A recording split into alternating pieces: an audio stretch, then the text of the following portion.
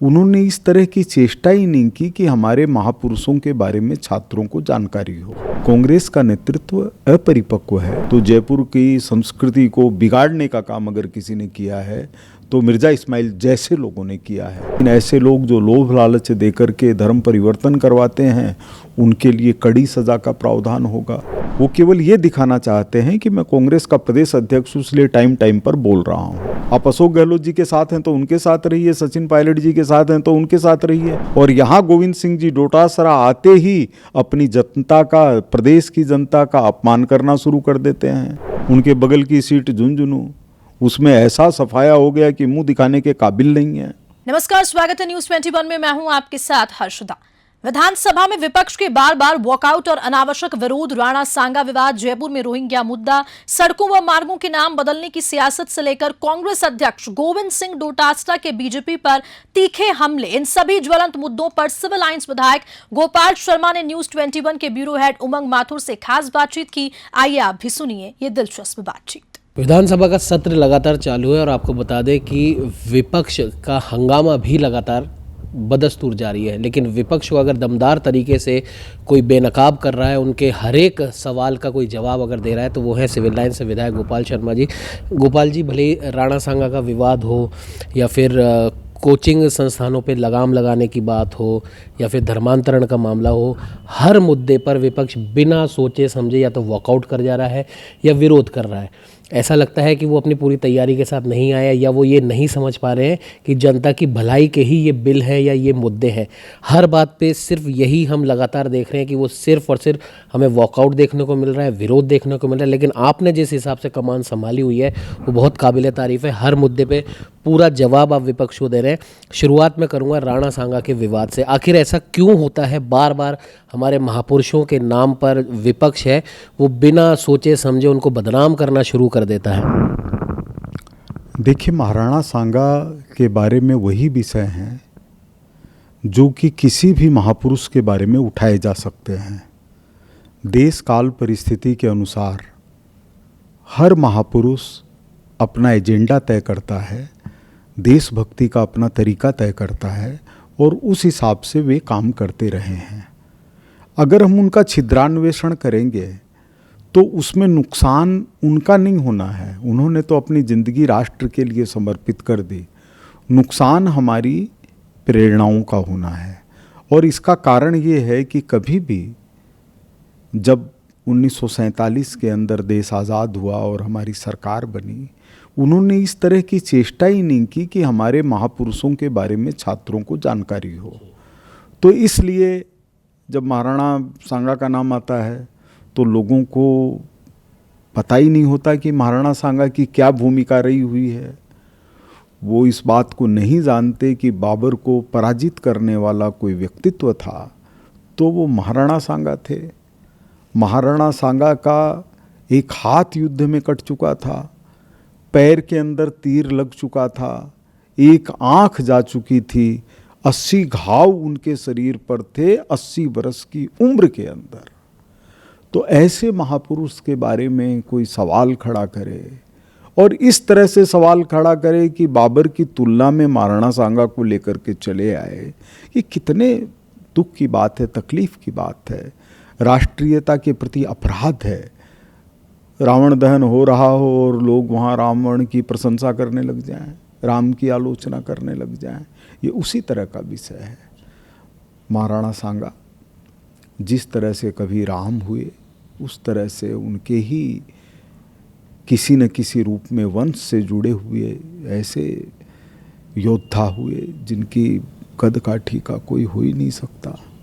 तो उनकी आलोचना है वो एक तरह से राष्ट्रीयता की आलोचना है। भाई साहब, विपक्ष ये भी आरोप लगाता है, भले राजस्थान में हम बात कर लें या फिर संसद में बात कर लें, कि बीजेपी के पास में मुद्दे नहीं है, इसलिए वो पुराने महापुरुषों को वो लेकर आ रहे हैं। बार बार एक आरोप जो सदियों से लगाते आ रहे हैं, कांग्रेस पार्टी हो या कई अन्य पार्टी हो, कि जब बीजेपी के पास में कुछ नहीं होता तो वो हिंदू मुसलमान करने लग जाती है। ऐसा कांग्रेस का नेतृत्व परिपक्व नहीं है, और जब नेतृत्व परिपक्व नहीं होता तो वो कुछ भी बोल सकता है, क्योंकि परिपक्वता है ही नहीं। अब कुंभ तो हजारों वर्षों से चल रहा है। कहीं आपके पास कोई मुद्दा नहीं है तो कुंभ ले आए। तो आप ये बताइए, क्या कुंभ कोई मुद्दा है? कुंभ 12 साल में 3 बार होते ही होते हैं, 4-4 बरस से आते हैं, 3-3 बरस से आते हैं, 3 बरस से, 6 बरस से, 9 बरस से, 12 बरस से, 4 अपने स्थान हैं वहाँ पर होते हैं। तो इसलिए इन सब चीज़ों को मुद्दा नहीं मानना चाहिए। कांग्रेस का नेतृत्व अपरिपक्व है, वो विषयों को जानता नहीं, उसकी गहराई को नहीं समझता है, इसलिए कुछ भी बोलना है। हिंदू मुसलमान क्यों नहीं मुद्दा है? भारत के अंदर आज अगर हिंदू और मुसलमान एक होकर के राष्ट्र के लिए खड़े हो जाते हैं, फिर हमको कितनी ताकत मिलेगी? क्यों नहीं मुद्दा है ये?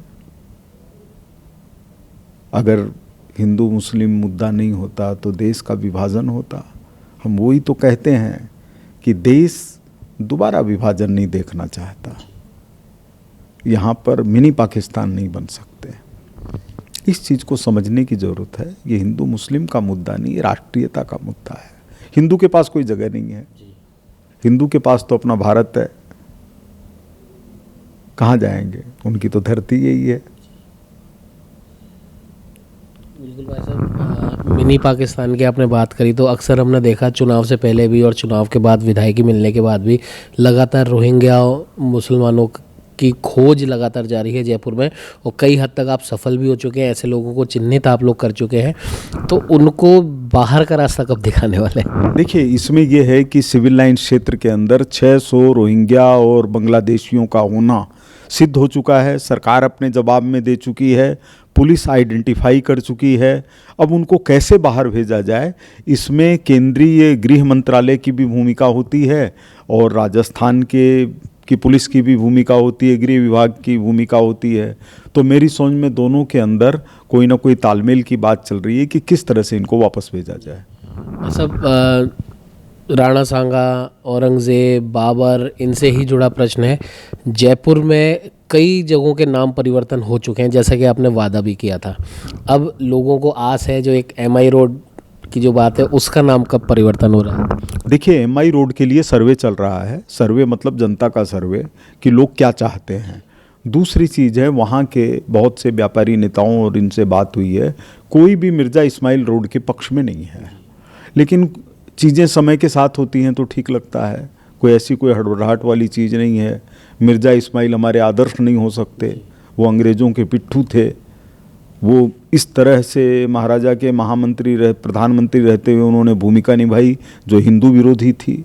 उनको जगह जगह से निकाला गया, हैदराबाद से निकाला गया, मैसूर से निकाला गया और सांप्रदायिकता के कारण निकाला गया। मिर्ज़ा इस्माइल के कमरे में घुस कर किसी ने आत्महत्या की यहाँ जयपुर के अंदर, तो इसका मतलब उनका कैसा शासन था। तो जयपुर की संस्कृति को बिगाड़ने का काम अगर किसी ने किया है तो मिर्ज़ा इस्माइल जैसे लोगों ने किया है। इनसे उबरेंगे, ये नाम सब बदल जाएंगे। नाम का बहुत प्रभाव है। आप ये देखिए कि राम, ओम, इनमें कितनी शक्ति भरी हुई है अगर नाम का ही प्रभाव नहीं हो। और भाई साहब, एक बात और, कल जो विधानसभा सत्र में जिस बखूबी से कोचिंग संस्थानों पर जो लगाम लगाने का जो बिल जो आया है, उसको आपने जिस हिसाब से डिफेंड करा है, वाकई में काबिल तारीफ़ है। और विपक्ष भी लेकिन इसकी भी आलोचना करने से विपक्ष चूक नहीं रहा है। तो ऐसे विपक्ष को, और कहीं ना कहीं जो कोचिंग संचालक हैं, जो बड़े बड़े जो ब्रांड बन चुके हैं, वो कहीं ना कहीं इसका विरोध कर रहे हैं, उनको क्या जवाब देना चाहिए? ये जो कोचिंग का बिल था जिसको प्रवर समिति को भेजा गया है, यह ज़रूरी था प्रवर समिति को भेजना। अब हमको नए परिप्रेक्ष्य में ये देखना होगा कि एक तो हम कोई समस्या देख करके उसका इलाज करते चलें, और दूसरा भविष्य को देखकर समस्या विहीन स्थिति बनाने की कोशिश करें। कोचिंग इंस्टीट्यूट्स का चलना ये कोई बहुत महत्वपूर्ण चीज़ नहीं है। महत्वपूर्ण चीज़ है मनुष्य को शिक्षा देना। शिक्षा नहीं दे पा रहे हैं, इसलिए उसको कोचिंग के अंदर एडमिशन करवा के किसी तरह से उसको परीक्षा में पास करवाना, ये कभी भी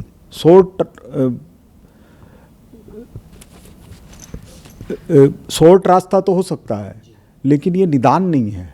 इसलिए सबसे इम्पोर्टेंट बात यह है कि शिक्षा प्रणाली मजबूत हो, बच्चों को नई शिक्षा नीति के अंतर्गत केंद्र सरकार ने नए सिरे से जो सोचा है उसकी पूरी तरह से पालना हो।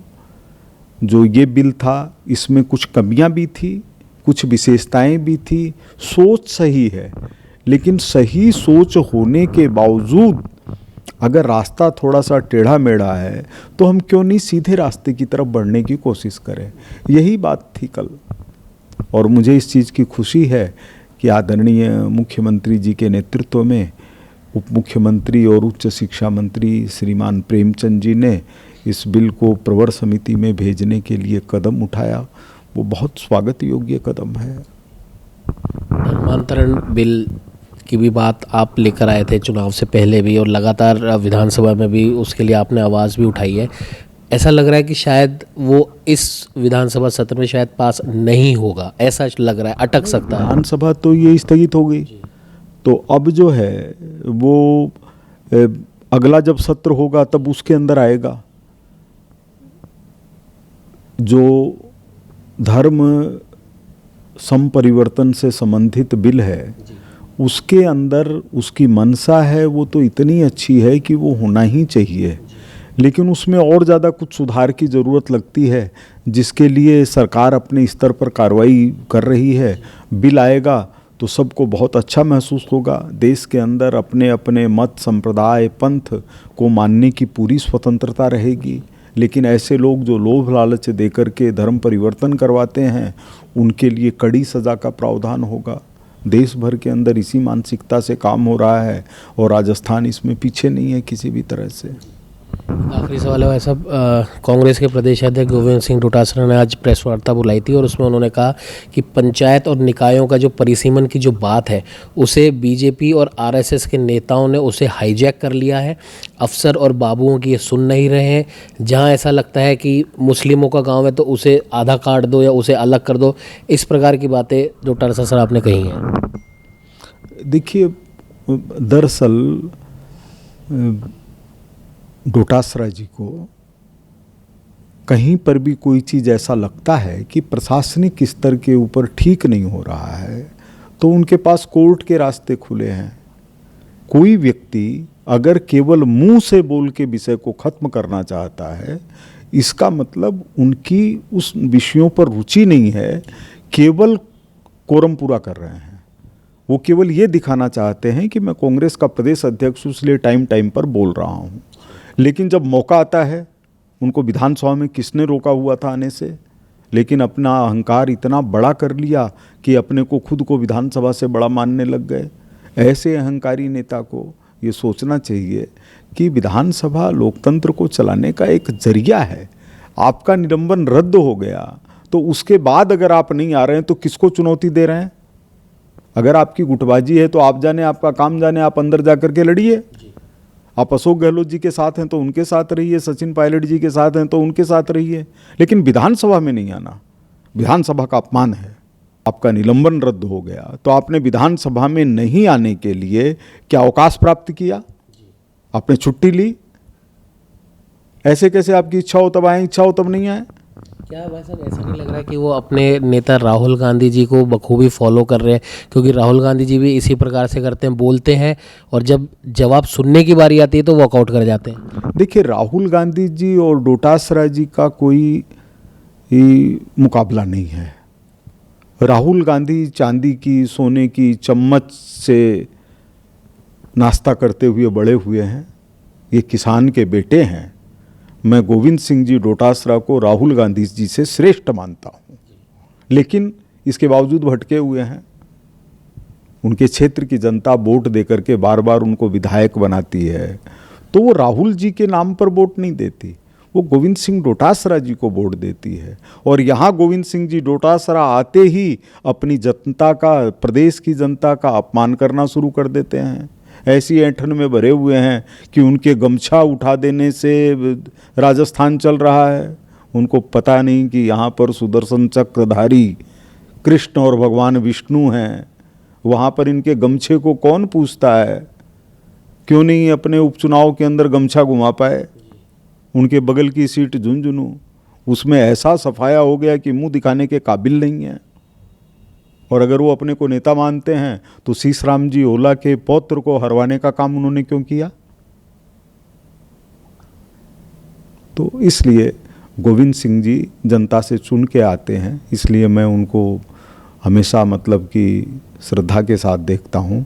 लेकिन चूंकि व्यक्ति को जब कोई बीमारी हो जाए या ऐसा हो जाए कि मानसिकता के अंदर ये आ जाए कि मेरे से बड़ा कोई नहीं, तो वो लोकतंत्र के लिए उचित नहीं है।